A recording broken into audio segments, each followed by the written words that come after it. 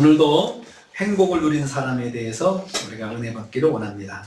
행복을 누린 사람 세 번째 사람들입니다. 우리가 신앙생활하면서 가끔씩 염치가 없어서 기도할 수가 없다, 그런 말을 하는 걸 종종 듣게 됩니다. 왜 염치가 없느냐? 내가 해온 것이 없기 때문에, 내가 열심히 기도한 것도 아니고 예배로 열심히 참석한 것도 아니고, 그렇다고 내가 성경을 열심히 읽은 것도 아니고, 나는 그렇게 살아왔는데 지금 내가 어떤 문제가 있다고 해가지고 그것 때문에 기도하는 것은 염치가 없다, 그런 기도를 또 해도 응답이 되겠느냐라는 생각을 할 때가 있습니다. 오늘 거기에 대한 말씀입니다. 왜 이런 사람도 하나님께서 응답해 주시고 역사해 주시는지, 거기에 대해서 우리가 말씀을 듣게 됩니다. 하나님께서 출애굽하여 가나안에 들어가기 직전에 이스라엘에게 선포하신 말씀이 있다고 그랬습니다. 이스라엘이여, 너는 행복한 사람이로다, 이렇게 말씀하신 신명기 33장 29절의 말씀을 우리가 또 먼저 묵상을 했습니다. 이스라엘 역사에서 이 말씀이 이루어져 왔습니다. 그 말씀이 하나님의 심판으로 나라가 멸망해서 수천 킬로 떨어진 바벨론에서 포로 생활 중에 있는 이스라엘 백성에게도 다시 주어져서 소망의 말씀이 되었습니다. 상한 갈대 같은 이스라엘, 꺼져가는 등불 같은 이스라엘에게 소망의 말씀으로 주어졌다 말씀드렸습니다. 이사야서 42장 3절이 바로 그런 의미가 있다고 했습니다. 왜 이스라엘입니까? 우리가 왜 이스라엘, 저 중동의 이스라엘 백성들은 이스라엘에 대한 이야기를 해야 합니까? 그것은 성경에서 그들이 하나님의 백성의 모델로 존재했기 때문에 그렇습니다.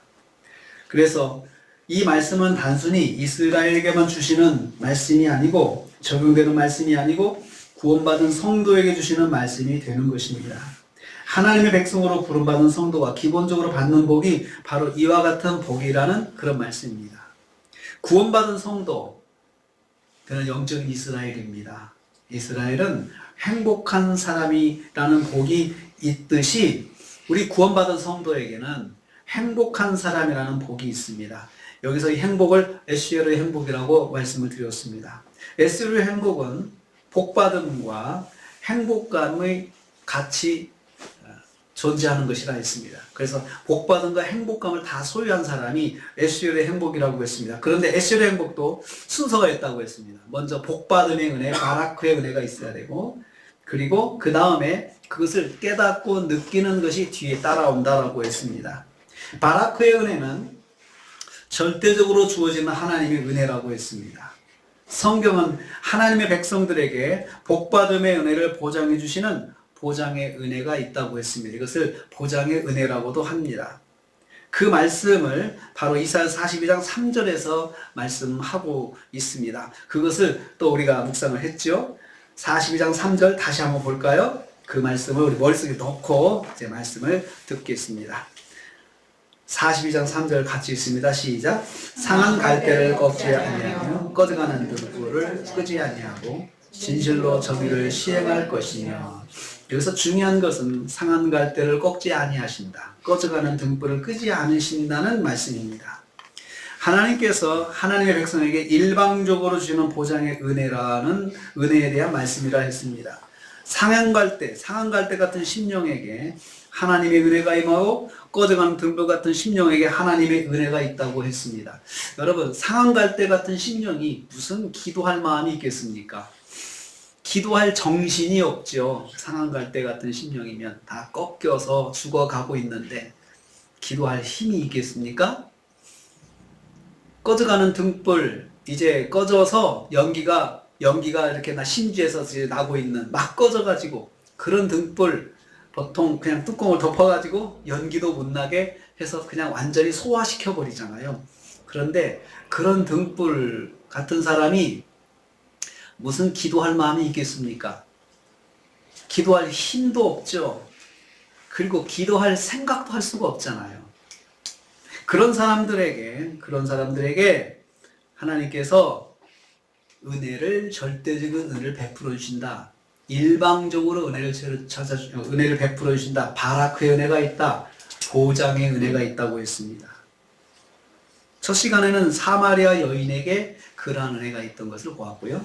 두 번째 시간에는 삭개오를 통해서 하나님께서 베풀어 주시는 보장의 은혜가 누구에게 어떻게 임하는지 묵상했습니다. 우리는 두 사람을 통해서 보장의 은혜를 받은 사람은 믿음이 좋지 않아도 받을 수 있다는 것을 우리가 깨닫게 되었습니다. 예수님께 대한 전혀 기대가 없는 사람을 예수님께서 훅 들어가셔가지고 훅 만나셔가지고 그 사람에게 은혜를 베풀어 주셨습니다. 기대를 할 수 없는 사람이, 기대를 하지도 않았던 사람이 예수님께서 찾아가 주셔서 만나주시는 보장의 은혜를 우리가 주셨다고 말씀을 묵상했습니다. 그러면 또 오늘도 질문을 좀 하겠습니다. 믿음이 없어도 은혜를 받는데 또 믿음이 있으면 물론 은혜를 받겠죠. 그러면 어느 정도 믿음이 있어야 할까요? 어느 정도? 어느 정도 믿음을 가져야 보장의 은혜를 받고 행복을 누릴 수가 있을까요? 자, 그러면 나도 보장의 은혜를 받을 수 있을까요? 오늘 말씀을 통해서 한번 답을 찾아보겠습니다. 오늘 말씀에는 두 사람이 등장합니다. 회당장 야이로와 12회를 혈루증으로 고통받는 여인입니다. 두 사람의 공통점은 이스라엘 백성이라는 점과 예수님에 대한 믿음을 가지고 예수님 앞으로 나왔다는 점입니다. 믿음의 행동으로 예수님에게 은혜를 입게 되었다는 점입니다. 이것이 두 사람의 공통점입니다. 먼저 회당장 야이로에 대한 말씀을 보겠습니다. 40절, 42절. 누가복음 8장 40절에서 42절 말씀을 먼저 읽고 묵상하겠습니다. 같이 읽습니다. 시작. 예수께서 돌아오심에 우리가 환영하니 이는 다 기다렸음이로라. 이에 회당장인 야이로라 하는 사람이 와서 예수의 발 아래 엎드려 자기 집에 오시기를 간구하니 이는 자기에게 12살 된 외딸이 있어 죽어가미로라. 여기 돌아왔다. 이 돌아왔다는 말은 가버나움으로 다시 돌아와. 지금 예수님의 사역이 갈릴리 중심으로 지금 진행되고 있는데 갈릴리 호보스 주변으로 이쪽으로 건너가셨다가 다시 또 돌아오셨다 왔다 갔다 하시는 그런 정황입니다. 그래서 돌아왔다라고 하는 말은 이것은 이 가버나움으로 돌아왔는데 가버나움은 작은 동네입니다. 그곳에 회당장이 있습니다. 이 회당장이 예수님 앞으로 나온 상황입니다. 그의 집에는 12살 된 외동딸이 있었는데 그 딸을 살리기 위해서 그 딸이 죽어가고 있다라고 했습니다. 얼마나 절박했겠습니까? 예수의 발 아래 엎드려 자기 집에 오시기를 간구했다라고 했습니다. 어린 외동딸을 살리기 위한 아버지의 절박함이 담겨 있습니다. 그런데 40절 말씀 보면 예수님께서 가버나움에 돌아오시니까 무리가 환영했다. 이는 다 기다렸음이라 라고 했잖아요.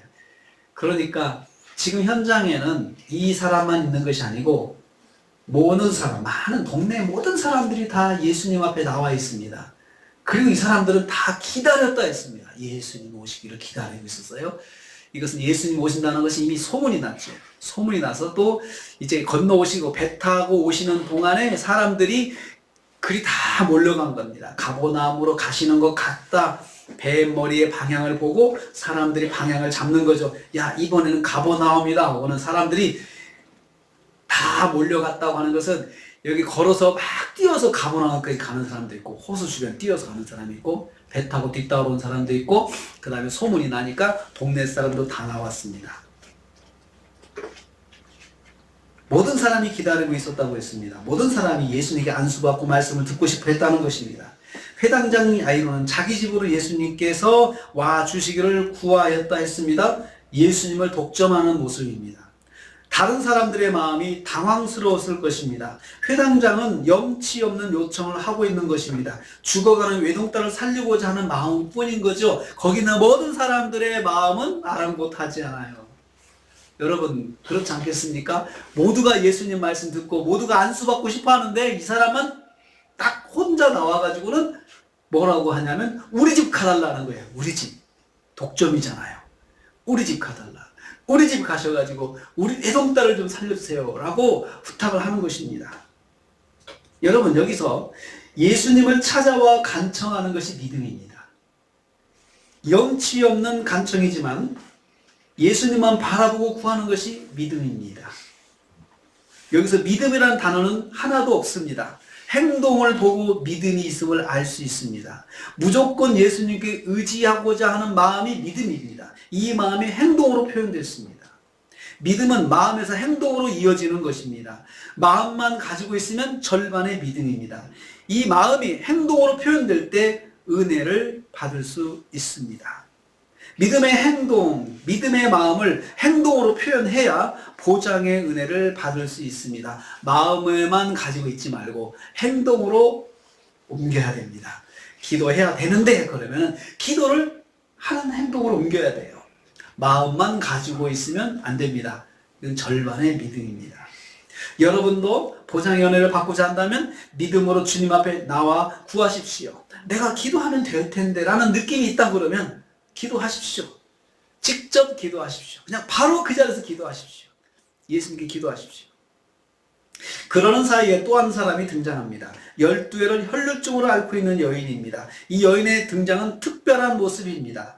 자, 회당장 야이로는 공개적으로 예수님 앞에 찾아와서 모든 사람이 보는 앞에서 좀 우리 집 가주세요라고 했지만 이 여자는 좀 다릅니다. 43절, 44절에 있습니다. 읽습니다. 시작. 이에 12해를 혈루증으로 앓는 중에 아무에게도 고침을 받지 못하던 여자가 예수의 뒤로 와서 그의 옷가에 손을 대니 혈루증이 즉시 그쳤더라. 12년 동안 혈루증을 앓고 있는 여자가 예수님을 슬그머니 찾아온 것입니다. 혈루증은 유출병이라고 합니다. 상처 부위의 피가 오랜 동안 출혈을 멈추지 않는 병입니다. 여자의 경우 월경력으로 출혈이 즉각 멈추지 않아서 말할 수 없는 고통을 받았습니다. 레위기 15장은 이런 출혈이 있는 사람을 부정한 사람이다 라고 표현했습니다. 이런 사람들이 다른 사람을 만지면 그 사람도 부정해지는 것입니다. 특별히 여기서 예수님의 옷가에 손을 댔다라고 했잖아요. 손을 댔다는 표현이 왜 거기에 나오느냐, 중요하게 표현되느냐, 이 여자의 행동이 예수님을 부정하게 만드는 행동이었다는 것이죠. 그런데 그 부정함에 터치를 받은 예수님의 반응이에요. 반응. 그래서 율법을 알고 있는 사람은, 유대인들은 이 터치가 얼마나 예수님을 곤란하게 만드는 것인지, 그리고 이 여자의 행동은 해서는 안 되는 행동을 하고 있다는 것을 사람들은 다 알고 있는 것입니다. 유출병에 걸리면 가족과도 접촉이 제한되고 사회적으로 고립이 되었습니다. 그러니까 그 병이 나을 때까지는 가족도 만나면 안 돼요. 왜냐하면 부정해지니까, 가족이 부정해지니까 그렇게 되는 거죠. 그리고 사회적으로 그래서 격리되었습니다. 따로 있어야 했습니다. 이 여자의 경우 이를 고치기 위해서 많은 의사를 찾아가 보았지만 가진 돈을 다 허비했고 더 중하여졌다 했습니다. 마가복음에 이 말씀이 또 나오거든요. 마가복음 5장에 26절에 보면은 이 여자에 대한 기록이 또 나와요. 마태복음에도 나오고 세 복음서에 다 이 여자에 대한 기록이 나옵니다. 이 사건의 기록이 나오는데 거기 마가복음에는 의사들을 다 찾아갔지만 가진 돈을 허비했고 더 중하게 되었다. 상처가 더 깊어진 거예요. 병이 더 낫지 않고 어렵게 되었습니다. 이 여자는 예수님께 소망을 가졌습니다. 마가복음 5장 28절 말씀에 보면 이렇게 되어 있습니다. 이 여자의 마음 거기 표현되어 있어요. 마가복음 5장 28절 한번 보겠습니다. 거기 보시면 여자의 표현이, 마음이 거기에 표현되어 있습니다. 5장 28절 같이 읽습니다. 시작. 이는 내가 그의 옷에만 손을 대어도 구원을 받으리라 생각함이로라. 자, 여자의 마음이 이랬습니다. 여자의 예수님의 옷이라도 만지면 내가 나을 수 있다는 믿음이 있었습니다. 자신은 율법이 정한 부정한 사람이기 때문에 회당장처럼 정면으로 나설 수 없었습니다. 그래서 예수님의 옷이라도 뒤로 가서 만져야겠다는 결심을 하게 되었습니다. 모르게 한다는 거죠. 예수님을 만나면 안 되는 사람이었습니다. 그렇지만 그 행동도 율법에서는 제한하고 있습니다. 만지면 안 돼요.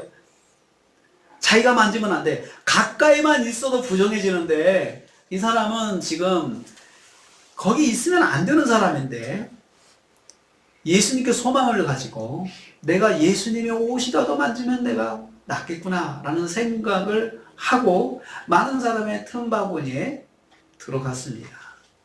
그리고 뒤로 가서 살짝 예수님 옷을 만지려고 했습니다. 내가 그의 옷에만 손을 대어도 구원을 받으리라. 여러분, 굉장히 좀 당황스러운 말이죠? 예수님께서 직접 터치해 주는 것도 아니고 예수님께 나으라고 선포해 주는 것도 아니고 그냥 내가 예수님 옷이라도 만져야 되겠다. 예수님 옷이라도 만져야 되겠다. 이건 굉장히 미신적인 거잖아요. 미신적인 거. 어떻게 보면 미신적인 행동인데 이 사람은 그런 마음이 생겼어요. 이 여인은 예수님 만날 자격이 없습니다. 율법이 제한하고 있습니다. 하지만 이 여인은 방법을 찾은 거예요. 지금 방법을 찾은 거예요. 모르게 살짝 예수님 옷을 만지겠다고 생각을 했어요. 그리고 사람들 몰래 예수님 옷자락을 뒤에서 만졌습니다. 결과는 대성공입니다. 만졌는데 나았다. 혈루증이 즉시 그쳤다. 이 여자가 생각한 대로 결과가 나왔습니다. 조건과 자격을 따지지 말고 우선 예수님을 만나고자 예수님 앞에 나온 사람이 보장의 은혜를 입는 것을 알 수 있습니다. 예수님은 이것을 믿음으로 보셨습니다. 48절 읽습니다. 우리 누가복음으로 돌아와서 48절. 8장 48절. 같이 읽습니다. 예수께서 이르시되 따라 내 믿음이 너를 구원하였으니 평안히 가라 하시더라. 예수님은 사회적 제약을 뛰어넘는 이 여자의 마음과 행동을 믿음으로 보셨습니다. 예수는 부정한 여자가 예수님 옷에 손을 댄 것을 따지지 않으셨습니다. 너 지금 무슨 짓 하고 있는 거야? 이렇게 하지 않으셨어요. 율법에 만지면 안 되는데 너 나를 부정하게 만들었네? 이렇게 따지지 않으셨어요. 예수님은 이 여자의 마음을 아시고 행동을 믿음으로 받으셨습니다. 즉각적으로 보장의 은혜를 베풀어 주신 것입니다. 그러면 또 여기서 한번 생각을 해봅니다. 이 여자는 예수님을 얼마나 믿었을까요? 이 여자는 예수님을 얼마나 마음에 믿고 있었을까요? 저는 이 여자가 평소에 예수님을 그렇게 믿는 사람은 아니었을 거다 생각을 합니다. 또 회당장도 마찬가지입니다. 회당장도 예수님에 대한 신뢰가 얼마나 있었을까요? 소문으로만 들려오는 예수님에 대한 이야기는 듣고 있겠지만 나는 회당장이에요. 회당장은 유대교의 그런 법률을 집행하는 곳이에요. 그리고 거기서 유대인들이 모여가지고 율법을 논하고 율법에 대한 해설을 듣고 그런 것을 주장하는 사람이 회당장이에요. 그 회당장은 예수님에 대해서 적극적일 필요가 없는 사람이고 그럴 수 없는 사람입니다. 그런 사람이 자기 딸의 문제 때문에 예수님께 한번 소망을 걸어본 거예요. 그렇게 하고 예수님을 찾아온 것이죠. 예수님을 그리스도로 인정해서 믿음으로 나온 것이 아니고 자기 딸의 문제 하나 때문에 나온 거예요. 그러니까 여러분, 우리가 하나님께 기도하는 것이 하나님에 대해 전지전능을 내가 다 흡수하고 믿음을 가지고 그런 것을 가지고 하나님 앞에 탁 나와서 기도하는 기도가 아니어도 단지 내가 가지고 있는 이 문제 하나만 가지고 하나님은 하실 수가 있을 것이다 라고 하는 생각 하나만 가지고 나와도 하나님께서 따지지 않고 은혜를 베풀어 주신다는 거예요. 사람들은 그것을 많이 오해를 합니다. 자격으로 오해를 합니다.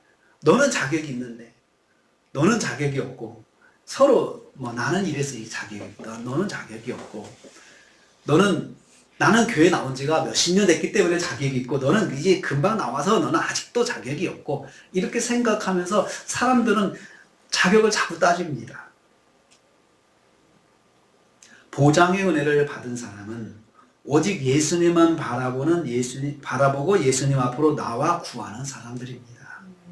그래, 큰 믿음이든 작은 믿음이든 나는 예수님께서 이 문제를 해결해 주실 것이다 라고 생각할 때 보장의 은혜를 받을 수 있습니다. 사랑하는 성도님들, 지금 당장 보장의 은혜를 받으려면 조건과 상황을 따지지 말고 오직 예수님 앞으로 나와 구하십시오. 따지지 말고. 왜냐하면 예수님이 안 따지시잖아요. 지금 안 따지시잖아요. 저는 그렇게 생각합니다. 이 말씀 통해서 중요한 건 기도하는 사람의 그 지금의 마음이에요. 그 마음의 심정이 예수님께 향하고 있다는 거죠. 우리는 그것을 축복해야 돼요. 우리는 그것을 인정해 줘야 돼요. 그런데 제3자는 항상 조건을 따져요. 저 사람은 지금까지 교회를 반대했던 사람이다. 저 사람은 지금까지 교회를 욕했던 사람이다. 그걸 자꾸 따져요. 그걸 따지는데 예수님이 따지지 않으시잖아요. 하나님이 안 따지시면 우리도 따지지 말아야 돼요. 하나님이 따지시면 우리도 같이 따지고. 하나님이 안 따지시잖아요, 지금. 이제 다시 회당장 야이로에게로 돌아갑니다. 야이로가 예수님을 만나 예수님의 가정방문을 간청하다가 12혈루증 여인과의 대화로 지연되는 중에 문제가 발생합니다. 그러니까 가면서 이제 이 12의 혈루증 앓는 여자의 문제를 가지고 잠깐 가던 길이 멈춰졌겠죠. 문제가 무슨 문제입니까? 49절 보겠습니다. 49절 말씀. 같이 읽습니다. 아직 말씀하실 때 대단장의 집에서 사람이 와서 말하되 당신의 딸이 죽었나이다. 선생님을 더 괴롭게 하지 마소서 하거늘. 집에서 사람이 급히 달려서 방금 딸이 죽었다고 말했습니다. 그러니 더 이상 선생님을 괴롭게 하지 말라고 했습니다. 여기서 회당장 야이로의 요청이 가지는 난감함에 대한 한 가지 사항이 더 추가되어 있어요. 그러니까 회당장이 왜 난감하냐? 첫째, 사람들이 많은데 자기 집에만 예수님을 데리고 가려고 한다는 그 독점하려고 하는 거죠. 이게 난감하죠? 여러분, 그럴 때 사람들은 옆에서 수근수근 할 수 있습니다. 지금 말이야, 자기만 예수님이 필요해. 우리도 필요한데 여기서 그냥 기도해달라고 하면 안 될까? 라고 그런 차선의 방법도 있는데 이 사람이 정말 염치 없게도 독점을 했잖아요. 근데 거기 한 가지 더 있어요. 선생님을 괴롭게 하지 마소서. 회당장 야이로의 요청이 예수님 입장을 매우 난처하게 만들었다는 점을 사람들이 알고 있는 것입니다. 집에서 온 사람뿐만 아니라 회당장 자신도 알고 있고 자리에 있는 모든 사람들이 그렇게 생각할 수 있음을 우리는 발견할 수 있습니다. 예수님께서 결정하시기도 매우 곤란한 상황이었을 것을 이해할 수 있습니다. 그리고 예수님 입장에서도 여기 사람들이 이렇게 많은데 여기 사람들이 이렇게 많은 사람들이 지금 나를 필요로 하고 있는데 이 사람 집에 가야 되나? 그러면 가면 사람들이 다 따라올 거예요. 따라오게 되고 이 사람들이 또 그 수고를 해야 되는데 여기서 해결하면 안 될까? 예수님도 입장이 난처하셨을 것입니다. 그러나 이 사람이 문자적으로 우리 집에 오셔가지고 우리 딸을 살려달라고 하는 이 문장 있잖아요. 이 문자적인 그걸 그 문자 그대로 받으시려고 하시는데 문제는 이런 난점이 있다는 거죠. 예수님의 괴로움은 바로 그것입니다. 그러니까 이런 곤란한 상황에서 예수님께서 원망을 받을 수 있다는 사람들에게 그냥 가시면 뒤에 사람은 따라오면서 그냥 수근수근 원망할 거예요. 아니 여기서 해결하지 왜 이 사람 집에 굳이 가시겠다고 우리 이 많은 사람들을 놔두고 이 사람한테 왜 예수님이 휘말리실까 이런 소리를 들을 수 있잖아요. 예수님 그걸 모르시겠어요? 예수님도 난처한 입장이 되었을 것입니다. 그럼에도 불구하고 회당장은 예수님께 자기 집을 방문해달라고 한 것을 알 수 있습니다. 그런데 딸이 죽었습니다. 그러면 더 이상 그런 부담을 들을 필요도 없고 가질 필요도 없게 됐다는 판단이죠. 그래서 집에서 온 사람이 빨리 그렇게 말했습니다. 예수님 더 곤란하게 만들지 말고 끝내세요. 이렇게 말한 거죠. 그래도 당연하죠? 예수님이 지금 곤란하신데 지금 가시고 있지 않아요? 그러니까 가시고 있는데 이제 그럴 필요가 없게 됐어요. 딸이 죽었으니까 예수님 더 이상 곤란하게 만들지 말고 빨리 이제 포기하세요. 예수님한테 빨리 말씀하세요. 집에서 온 사람 마음의 입장은 그런 것입니다. 주인이 빨리 결정해 예수님 부담을 덜어주고 주인도 사람들로부터 원망의 시선에서 벗어날 수 있게 한 것입니다. 집에서 온 사람은 빨리 주인이 예수님께 이런 말을 하기를 바랐을 것입니다. 예수님 죄송하지만 우리 집에 안 가셔도 되겠습니다. 우리 딸이 방금 죽었다고 합니다. 번거롭게 해드려서 죄송합니다. 이렇게 말하면 되잖아요. 이렇게 말하기를 바랐을 것입니다. 이렇게 말하고 마무리하면 될 것입니다. 그런데 이 사람이 그 말을 못하고 머뭇거리고 있었어요. 그때 예수님 먼저 말씀하십니다. 그 50절입니다. 50절 말씀 같이 읽습니다. 시작. 예수께서 들으시고 이르시되 두려워하지 말고 믿기만 하라. 그리하면 딸의 구원을 얻으리라 하시고, 회당장이 앞이 캄캄해서 어찌할 바를 모르고 있을 때, 그리고 잠시 좌중에 정적이 흐르고 있을 때 예수님께서 말씀하셨습니다. 딸이 구원을 얻으리라. 딸이 죽었으면 끝내야 합니다. 그런데 예수님께서는 끝내지 않으시고 말씀을 이어가십니다. 그리고 사람들과 함께 회당장의 집으로 가셨습니다. 이때부터 회당장은 말이 없습니다. 말이 없습니다. 말 없이 예수님께서 이끄시는 대로 따라갑니다. 딸이 죽었다는데 예수님께서 가시겠다는 말씀에 반대하지 않았습니다. 일단 믿었던 것입니다. 말씀대로 따라가는 것이 믿음입니다. 그냥 말씀대로 따라가는 것.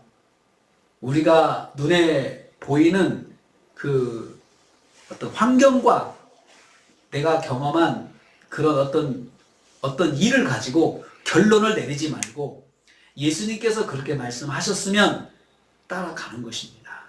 이것이 믿음입니다. 100% 믿었을까요? 이 사람이? 믿음이 오지 않았을 것입니다. 아니, 저는 100% 믿지 못했을 거라고 생각해요. 왜냐하면 상식적으로 죽었으면 끝나는 거죠. 뭐 누가 살겠습니까? 죽었으면 끝나는 거죠. 집에 도착하신 예수님께서 모든 사람들의 비웃음을 뒤로하신 채 사랑하는 딸을 살리셨습니다. 52절에서 55절 같이 읽겠습니다. 52절에서 55절 같이 시작. 모든 사람이 아이를 울며 통곡하네 예수께서 이르시되 울지 말라 죽은 것이 아니라 잠다 하시니 그들이 그 죽은 것을 아는 거로 비웃더라. 예수께서 아이의 손을 잡고 불러 이르시되 아이야 일어나라 하시니 그 영이 돌아와 아이가 곧 일어나거늘 예수께서 먹을 것을 주라 명하시니. 자, 어린 여자아이가 죽었음을 확인하고 장례식장에 문상객이 되었던 모든 사람들, 이 사람들이 부활의 증인이 되었습니다. 그들은 예수님께서 울지 말라 죽은 것이 아니고 잔다라고 말씀하실 때 그들은 죽은 것을 아는 거로, 경험적 지식이죠. 죽은 것을 알기 때문에 그래서 비웃었다라고 했습니다. 비웃었다. 당연하죠. 여러분, 이 비웃음은 당연한 거라고 생각을 합니다.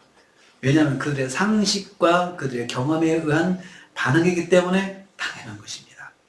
근데 예수님께서 그들의 비웃음에 대해서 반응하지 않으십니다. 그냥 예수님께서 계획하신 대로 진행하실 뿐입니다. 아이를 손을 잡고 불러일으키십니다. 아이야 일어나라. 비웃던 사람들이 부활의 증인이 되었습니다. 예수님의 믿음이 아버지의 믿음이 사랑하는 딸에게 보장의 은혜를 입게 하는 통로가 되었습니다. 딸이 예수님 앞으로 나간 것이 아닙니다. 사랑하는 아버지가 대신 예수님 앞으로 달려갔습니다. 그랬더니 딸이 예수님께서 베푸신 보장의 은혜를 받았습니다. 아무것도 한 것 없이 베풀어 주시는 은혜를 받았습니다. 딸이 도대체 한 것이 무엇입니까? 아무것도 없죠. 자기는 아무것도 모른 채 사경을 헤매다가 죽었다가 살아났을 뿐입니다. 사랑하는 성도님들, 오늘 우리는 보장의 은혜를 입은 두 사람을 만났습니다. 엄밀하게 말하면 세 사람입니다. 첫 번째 사람은 사랑하는 딸을 살리기 위해서 예수님 앞으로 나온 회당장입니다. 이 사람은 예수님을 그리스도로 믿지 않은 사람이었습니다. 하지만 사경을 헤매는 딸을 살리기 위해서 예수님의 능력을 의지해 보기로 결정한 사람입니다. 그래서 예수님 앞으로 달려 나왔습니다. 모든 사람의 시선을 뒤로 한 채 염치 없지만 자기 집에 가서 딸을 살려달라고 구했습니다. 염치 없는 부탁이지만 딸을 살리기 위한 마음으로 예수님 앞으로 나왔습니다. 예수님은 이것을 믿음으로 보시고 들어주셨습니다. 예수님은 따지지 않으시고 그 사람에게 은혜를 베푸셨습니다. 사랑하는 성도님들도 사랑하는 사람을 대신해서 주님 앞으로 나가서 구하는 보장의 은혜를 견인하는 사람이 되시기를 축복합니다. 견인하는 사람의 과거는 중요하지 않습니다. 이 사람의 과거 경력이 회당장이네, 예수를 그리스도로 인정하지 않네, 이게 중요하지 않습니다. 누구에게는요? 예수님에게는 중요하지 않아요. 예수님 안 따지셨잖아요. 지금 예수님 앞으로 나가는 것이 중요합니다. 두 번째 사람은 회당장의 딸입니다. 무명입니다. 하지만 아버지의 믿음으로 보장의 은혜를 입은 사람입니다. 죽었다가 부활하는 은혜를 입은 사람입니다. 아무것도 한 것 없이 은혜만 입은 사람입니다. 하지만 이 사람에게는 사랑하는 아버지가 있었습니다. 대신 예수님 앞으로 달려간 믿음의 아버지가 있었습니다. 내가 기도할 수 없을 때 대신 주님 앞으로 나가 대신 구해주는 분이 있다면 행복한 사람입니다. 그분은 행복한 사람입니다. 대신 구해주는 사람이 있기 때문에 그렇습니다. 누군가가 기도할 수 없을 때 대신 기도해주는 사람, 이 사람은 그 사람을 행복하게 만들어주는 사람이 됩니다. 세 번째 사람은 12회를 혈루증으로 앓는 여인입니다. 모든 면에서 자격이 없는 사람이었습니다. 주님 앞으로 나갈 수 없는 사람입니다. 사회적 제약이 있기 때문입니다. 모든 사람이 그 사람의 접근을 반대하기 때문입니다. 그 사람은 안 돼. 하지만 이 사람은 방법을 찾았습니다. 주님도 모르게 주님에게 피해를 주지 않으려는 마음으로 주님을 만났습니다. 주님은 따지지 않고 이 여인에게 보장의 은혜를 베푸셨습니다. 보장의 은혜를 받으려면 자신의 환경의 제약을 넘어야 합니다. 주님이 바라시는 것입니다. 내가 이래서 못하고 저래서 못하고 기도하는 거 이래서 못하고 저래서 못하는데, 그런데 예수님을 만나면 될 것 같아. 그 마음이 있다면 예수님을 만나야 됩니다. 그런데 이 사람은 다 못하게 돼요. 다 객관적으로는 할 수 없는 사람이에요. 마음은 있는데 할 수 있는 조건이 안 되는 사람이에요. 이 사람은. 아니, 사회가 그 사람을 못하게 만들었어요. 법이. 그러면 예수님 만날 수 없습니까? 이 사람은 방법을 찾아본 거예요. 그런데 방법도 사실 이 사람이 낫지 않으면 다 욕먹을 방법이에요. 거기에 있는 사람이 다 부정해지는 것이고 예수님도 부정해지고 다 그렇잖아요. 그런데 이 사람은 일단 방법을 찾아가지고 예수님 앞에 나갔습니다. 사랑하는 성도님도 자격이나 조건 따지지 말고 무조건 하나님 앞으로 나가서 간구하십시오. 그러면 보장의 은혜를 받을 수 있습니다. 행복을 누린 사람들은 이처럼 내가 못해도 날 위해 기도해주는 아버지가 있었고, 또 사랑하는 사람을 행복하게 만들고 싶은 그런 마음이 있었고, 그리고 안 되면 한번 방법을 연구해보자. 내가 정말 이렇게 한번 해보자. 말도 안 되는 방법인데 예수님께 통했다는 거예요. 그리고 예수님께서 책망하지 않으셨어요. 아니, 아무리 그래도 그렇지. 아니, 당신같이 부정한 사람이 이렇게 와서 막 싸돌아다니면 어떻게 되냐고. 그렇게 따지지 않으셨어요. 이 사람들이 보장의 은혜를 받은 것은 약속하신 말씀이 있기 때문입니다. 신명기 33장 29절 이스라엘이여 너는 행복한 사람이로다. 하나님께서 행복한 사람으로 선포해 주셨어요. 이 민족을. 이사야 42장 3절 상한 갈대를 꺾지 아니하시며 꺼져가는 등불을 끄지 아니하시고 멸망에서 포로 생활하고 있는 절망 가운데 있는 이스라엘 백성들에게 이런 말씀을 주시면서 소망을 주셨습니다. 얘들아, 너희들에게는 이런 약속의 은혜가 있다. 너희는 상한 갈대라도 꺾이지 않고 다시 이렇게 세우실 것이다. 꺼져가는 등불이라 하더라도 마저 끄지 않고 다시 살려주시는 은혜가 있을 것이다 라는 이 약속의 말씀이 그들의 삶에 있기 때문에 이런 상황 속에서 그들이 하나님 앞에 나올 때 하나님께서 그들을 행복하게 만들으셨어요.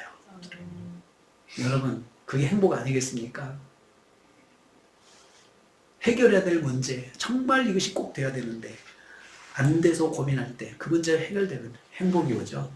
행복이 오죠. 문제가 없는 것이 행복이겠지만 문제가 풀려가는 것이 또 하나의 행복이지 않습니까?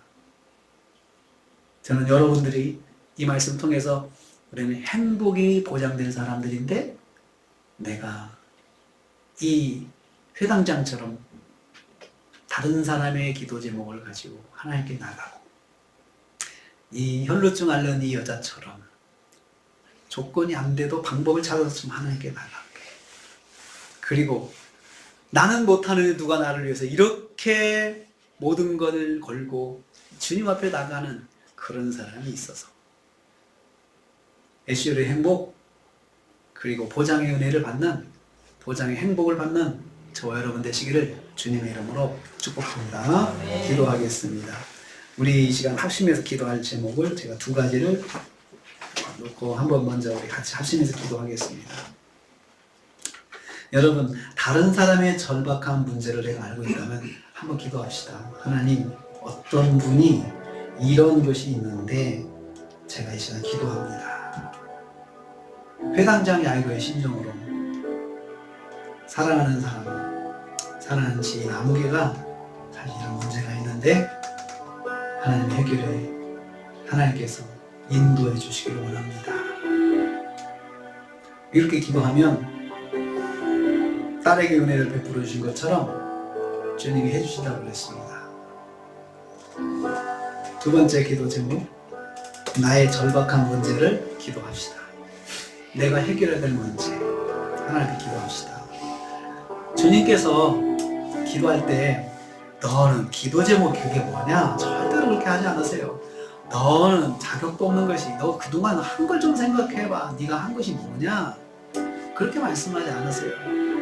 여러분, 기도하는 사람한테 그렇게 말하면 정말 주님보다 오버하는 사람이에요. 주님보다 더 율법적인 사람이에요. 그렇게 하지 마시고 우리 이 시간 한번 기도합시다. 내가 다른 사람의 문제, 내가 알고 있는 그 사람의 절박한 문제 내가 한번 이 시간 대신 기도해 줍시다. 그리고 나의 절박한 문제도 주님 앞에 한번 구해봅시다. 주님께서 다 해결해 주셨잖아요. 우리 한번 같이 이 시간 기도하는 시간 같습니다. 하나님, 이 시간 저희들이 말씀을 듣고 우리도 한번 기도해 봅니다. 아버지 하나님, 우리 사랑하는 형제자매, 우리 목사님들 하나님 건강 때문에 수술받고 회복을 위해서 감사드리겠습니다. 아버지 하나님, 그들 주께서 만져주시고 지켜주시고 아버지 건강 때문에 건강받고 있는 신경들이 있습니다. 그래서 건강을 위해서 주님께서 들어주시고 주께서 만져주시고 하나님 아버지 저희가 그렇게 보여주셔서 내 성경 사역을 돌려주시고 하나님 아버지 그래서 아버지 말씀이 성공하여서 그걸 보여주시옵소서. 하나님 아버지 시간을 성령들이 구하는 제목을 주께서 받으시옵소서. 주님께서 응답하시면서 보장의 은혜로 주께서 역사해 주시옵소서. 주님, 오늘 행복을 누린 사람 죽을 병에 걸린 어린 딸을 둔 회당장 야이로와 12개를 혈루증 같은 여인에 대해서 말씀 주셨습니다. 두 사람 주님 앞에 나온 사람이었습니다. 딸 때문에 나왔지만 예수님께서 보장의 은혜를 베푸셨습니다. 자격 없는 사람이 나왔지만 주님은 따지지 않고 보장의 은혜를 베풀어 주셨습니다. 어떻든 주님 앞에 나온 것으로만 주님께서 봐주셨습니다. 주님, 우리도 주님 앞으로 나가 다른 사람의 보장의 은혜를 받게 돕는 자가 되게 하여 주옵소서. 자격을 따지지 말고 주님 앞으로 나가서 보장의 은혜를 받게 하여 주시옵소서. 이 시간 저희들이 구한 것들 주께서 받으시고 응답해 주시기를 원하옵고 예수님의 이름으로 기도하옵나이다. 아멘. 아멘.